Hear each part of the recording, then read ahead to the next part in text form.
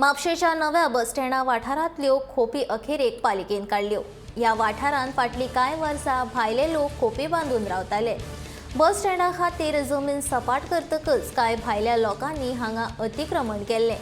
व्हाळा कुशीकय तांणी खोपी बांदिल्ल्यो। बेकायदेशीरपणान बांदिल्ल्यो सगळ्यो झोपड्यो काडटले अशें उपनगराध्यक्ष चंद्रशेखर बेनकारान सांगलें। भीक मागता तो वेवसाय करपी लोकांचेर उपजिल्लो अधिकाऱ्यान कारवाय करची अशें तांणी सांगलें।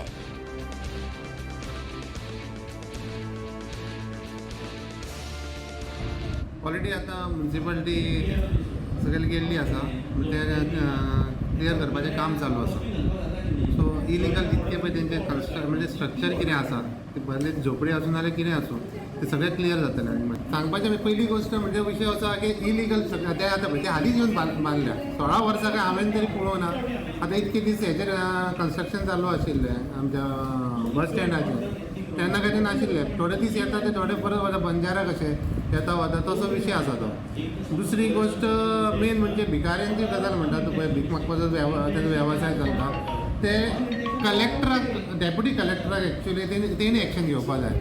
आमी कितें आसा तें आमी स्ट्रक्चर कितें आसा इलिगल तें आमी पळयतले।